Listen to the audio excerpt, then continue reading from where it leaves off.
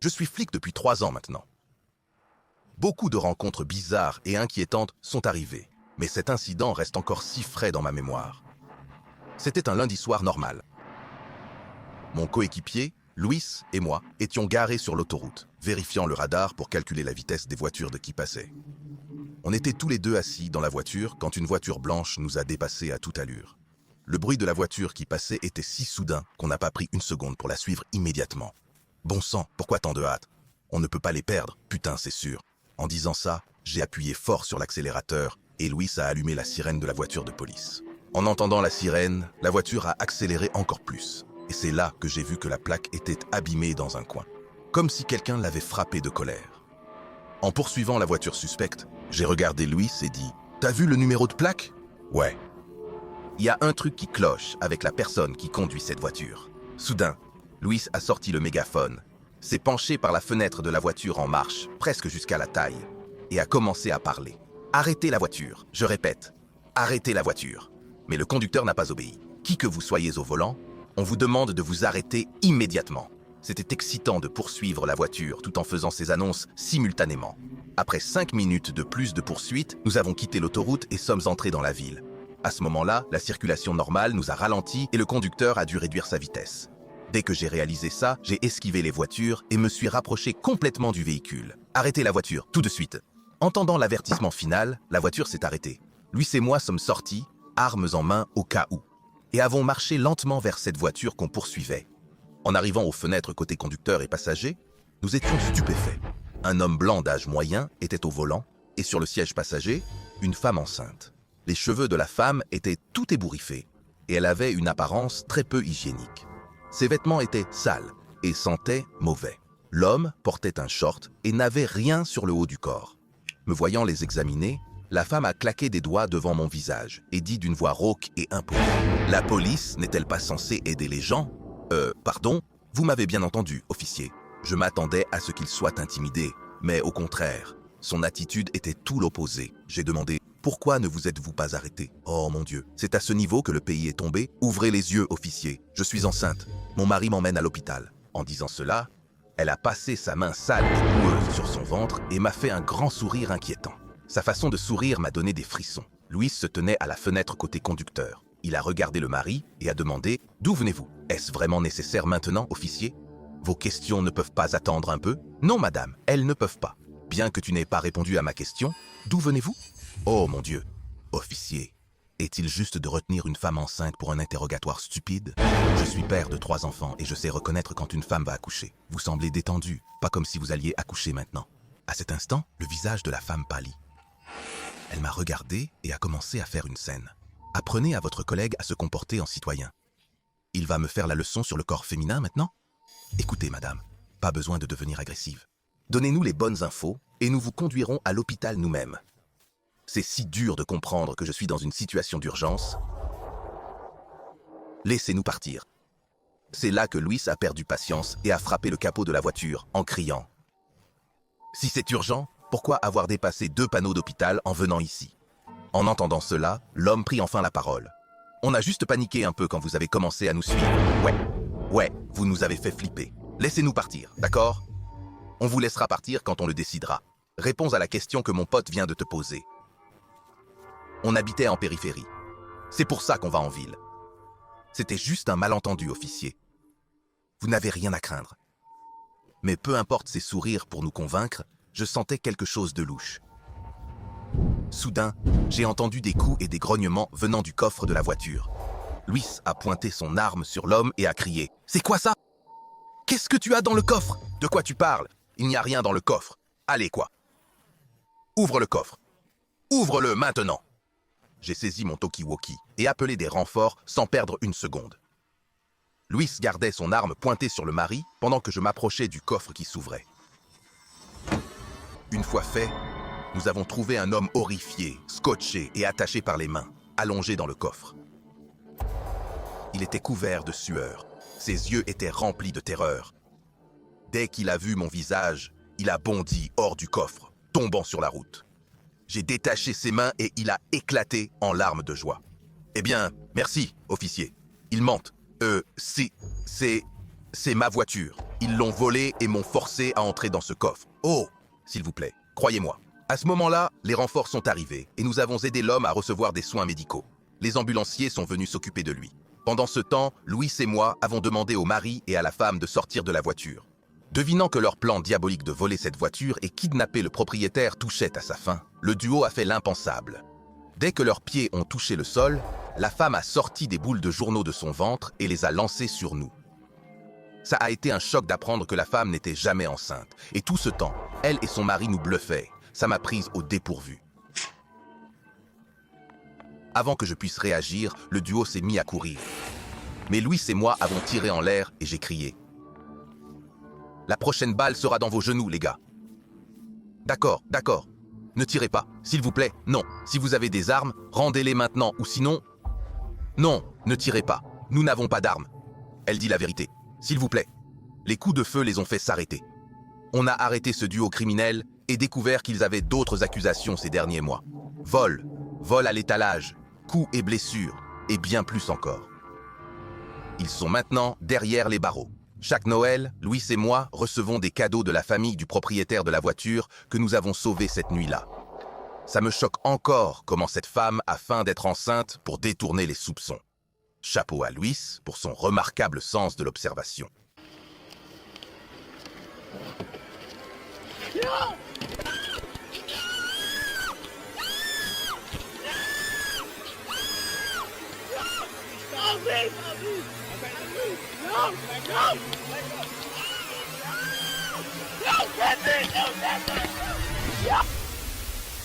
Quand on décide de devenir policier, on accepte non seulement de faire respecter la loi, mais on met aussi notre vie en jeu. Chaque fois qu'on enfile l'uniforme, on sait que notre vie est en danger à tout moment. Mais peu importe notre préparation, quand ce moment arrive, on réalise que ce n'est jamais assez. Le jour où j'ai fait face à la mort, j'étais avec mon coéquipier, l'agent Murphy. Nous gardions tous deux l'entrée d'une petite ville en périphérie, surveillant toute personne suspecte. Quelques heures plus tôt, nous avions reçu un signalement d'adolescents disparus. C'était la seule sortie de la ville, impossible de rater quoi que ce soit. Belle nuit à perdre ici, pas vrai? Tu l'as dit. Quel vacarme ce gamin a provoqué. Ah, tu penses aussi qu'il s'est enfui, non? Tu connais les gamins du village. Ils ont une vie toute tracée par papa et maman. Ils se lassent de suivre leurs règles et s'enfuient. Et après quelques semaines, ils voient que la vie est dure et qu'il faut travailler. C'est toujours la même chose. Les secondes passaient et se transformaient en minutes. Ça faisait presque 1 heure qu'on était là, quand notre voiture a été éclairée par les phares d'un véhicule qui arrivait en face. En voilà un, allume les phares et reste ici. J'y vais. Quand l'alarme de la voiture de patrouille a sonné, le véhicule s'est arrêté et j'ai eu le temps de descendre. Je me suis approchée du côté conducteur et il a baissé sa vitre teintée. « Bonsoir, madame. Comment puis-je vous aider ?» Le visage de cet homme était terrifiant. Il semblait drogué, mais ses pupilles et son regard me disaient qu'il ne l'était pas, que c'était son visage normal. Bien que sa salutation paraissait polie, je voyais qu'il bougeait nerveusement sa jambe droite et qu'il griffait discrètement le siège. Cet homme cachait quelque chose et j'allais découvrir quoi. « Bonsoir, monsieur. Permis et carte grise, s'il vous plaît. Bien sûr. Voilà. » Il s'appelait Thomas Wilkinson. Il avait 43 ans et après vérification de ses papiers, tout semblait en ordre. Je n'allais pas le laisser filer si facilement. Appelez ça instinct de flic ou intuition, mais je sentais qu'il me cachait quelque chose. « Dites-moi, Thomas, que faites-vous dehors à cette heure-ci? J'allais chez ma sœur. Elle va accoucher en ville. Dès qu'on m'a dit que j'allais être oncle, j'ai quitté ma maison. Sa réponse était trop rapide. Cette histoire était préparée. Félicitations, monsieur. Comment s'appelle votre sœur? Natacha. Et c'est la première fois qu'elle a des enfants. Non, le 3e. Mais ne m'avez-vous pas dit que vous alliez être oncle pour la première fois? C'est juste une expression, bon sang. Je peux y aller maintenant? Je dois être à l'hôpital au plus vite. La vraie personnalité de cet individu commençait à se révéler. « Bien sûr, monsieur. D'abord, veuillez sortir du véhicule pour que je vérifie que tout est en règle. Allez-y. Vraiment là? Vous faites exprès? Je suis désolé, monsieur. C'est juste une procédure. » Furieux, l'homme est sorti. Je voyais bien qu'il était furieux. Aucune de mes questions ni le faire sortir n'était nécessaire. Il voulait juste me faire craquer et je savais qu'il y arrivait. Malgré cela, sans le montrer, j'étais terrifiée. Quelque chose chez cet homme me donnait un sentiment constant de terreur. Je sentais qu'un malheur allait se produire. Tenez, content maintenant? Je ne lui ai pas répondu, j'ai juste vérifié sa voiture et ses poches. À première vue, c'était propre, loin de cacher le cadavre d'un ado. Il n'avait même pas de substance illégale ou d'armes. Peut-être qu'il n'aimait simplement pas la police. Qu'est-ce qui te prend si longtemps? Tu n'essaies pas de me voler, n'est-ce pas? Tout est en ordre, monsieur.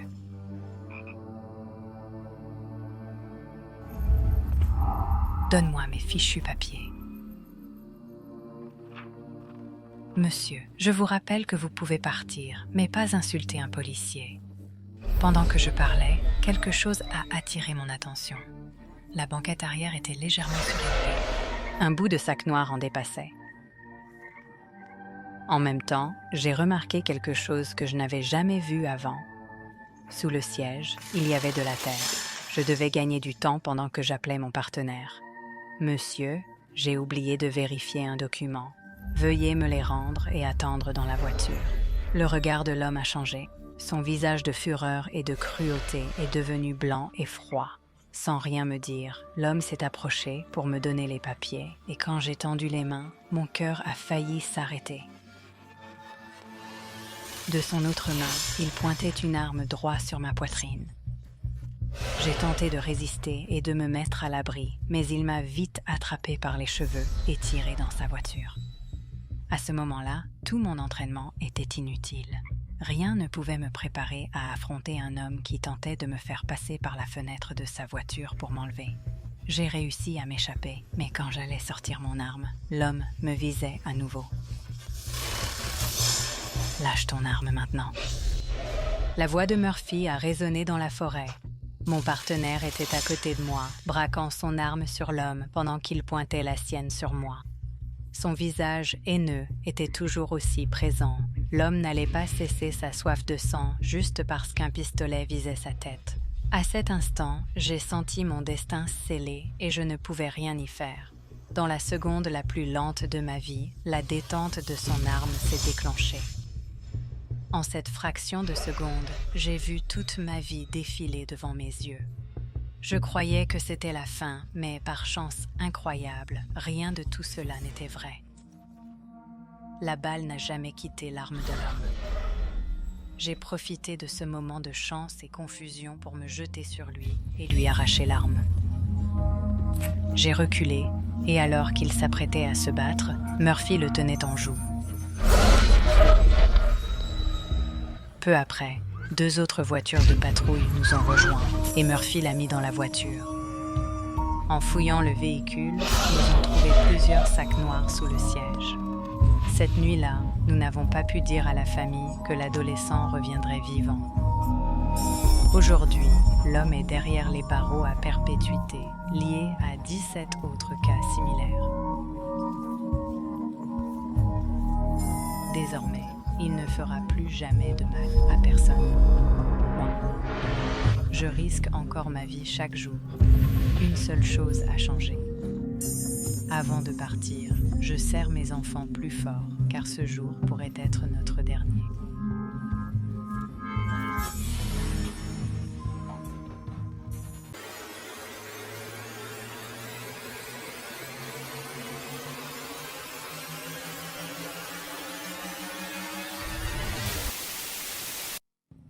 Je rentrais du bureau du shérif, pensant que la nuit était enfin terminée.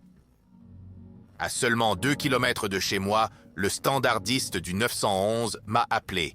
« Allô, officier? Vous êtes là? Officier Curtis à l'appareil. On nous a signalé un risque d'incendie au 22 Close Street, près du diner.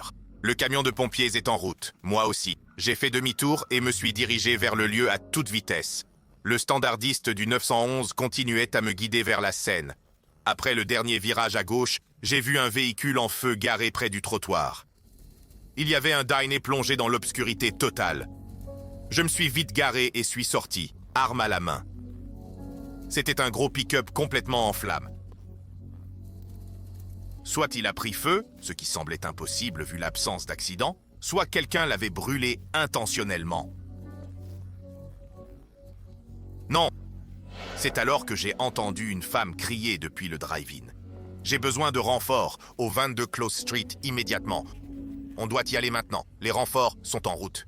Ils seront là dans 5 minutes. Ah, s'il vous plaît, je viens d'entendre un autre cri. J'y vais. Agent, n'entrez pas. Je répète, n'entrez pas. Les renforts arrivent. Attendez les renforts. Je ne peux pas. J'y vais. Agent. Agent? J'ai coupé la radio et serré mon arme fermement. J'entendais le camion de pompiers approcher, mais aucun signe des renforts. Je me suis approché du diner, malgré 99% de chances qu'un criminel s'y trouve. En entrant, j'ai vu les pompiers commencer à éteindre l'incendie. Le dîner était plongé dans le noir, mais le camion en feu et les gyrophares l'éclairaient intensément. Une femme se tenait dans un coin, le visage horrifié, comme si elle attendait la mort. Un vieux couple était caché sous une table, tentant de se dissimuler. Près de la femme, un homme était assis sur une chaise, l'œil au beurre noir et la mâchoire enflée. Quelqu'un lui a donné plusieurs coups de poing au visage. Mes yeux ont parcouru le restaurant et je ne voyais personne d'autre. La femme m'a regardé et, de ses mains tremblantes, a pointé la porte des toilettes. J'ai pointé mon arme vers la porte et j'ai crié « C'est la police! Sors, où que tu sois !» La porte ne s'est pas ouverte. Personne n'a fait de bruit. Tu ne peux pas t'échapper. Nous avons encerclé l'endroit. Sors immédiatement. Vous mentez pire que ma femme, officier. La porte des toilettes s'est alors ouverte et un homme en est sorti. Il avait l'air si effrayant que j'ai eu la chair de poule aussi. Il a fait un pas en avant et je l'ai arrêté en disant « Ne bouge pas! As-tu des armes ?»« Non, je n'en ai pas. Ne joue pas au malin avec moi. » Je ne vous aime pas, ni ma femme, officier. Je n'ai pas besoin d'armes pour corriger ma femme infidèle et son amant. S'il vous plaît, aidez-nous, aidez-nous. C'est qui ce nous, chérie? Moi et toi ou toi et lui? Hein? Silence vous deux. Qu'est-ce qui se passe ici? L'homme donna soudain un coup de pied à la table voisine, brisant assiettes et verres en morceaux et dit « Je ne suis pas le type qu'une blonde stupide peut tromper. Elle est venue pour mon argent, et maintenant que je suis fauché, elle sait trouver quelqu'un d'autre. Je ne tolérerai pas ça. Mais vous n'avez pas le droit de faire justice vous-même et de terroriser les autres citoyens. Vous pouvez quitter votre femme. Pourquoi avez-vous frappé ce pauvre homme? Vous avez raison, officier. C'était mal de faire justice moi-même. C'était une erreur de frapper ce pauvre type alors que j'aurais dû réduire cette blonde, sans morale en bouillie. Dommage, pourquoi n'ai-je pas fait ça à la place? Oh, dommage, quelle honte. Pas besoin d'être agressif. Il est encore temps, d'accord? Assieds-toi sur cette chaise jusqu'à ce que je te dise de te lever. Tu veux dire jusqu'à ce que tes renforts arrivent, c'est ça? Oui, exactement. J'ai compris à quel point ce type est malin et aussi ce qui se passait ici. L'homme a probablement suivi sa femme et son amant jusqu'à ce restaurant. Je pouvais aussi deviner que le pick-up dehors appartenait à cet homme inconscient sur la chaise. Le mari a dû le brûler pour avoir eu une liaison avec sa femme. Assieds-toi là. Je vais m'asseoir. Mais dites-moi, officier, qu'auriez-vous fait à ma place? N'auriez-vous pas déjà tiré sur votre femme? Quoi? Pourquoi ne m'aidez-vous pas? Des hommes comme nous donnent tout à une femme et ce n'est jamais assez. S'il vous plaît, sortez-nous d'ici. Madame, calmez-vous, tout va bien se passer. J'aurais dû te faire taire quand j'en avais l'occasion, sale femme. La femme s'effondra au sol en pleurant. À ce moment, j'ai compris qu'il n'avait pas d'arme car il aurait déjà contre-attaqué. Alors j'ai sorti mes menottes et je me suis approché en disant « Retourne-toi maintenant, mets tes mains derrière ton dos. Pas de geste brusque ou ce sera la fin pour toi. Votre loi est nulle, officier. Toujours à punir les innocents. Souviens-toi, Lana, je viendrai pour toi. Ton cœur m'appartient. Personne d'autre dans ce monde que moi. Je te trouverai et je te ferai mienne ce jour-là. Il n'y aura pas de flic pour te sauver de moi. Je viendrai pour toi, Lana.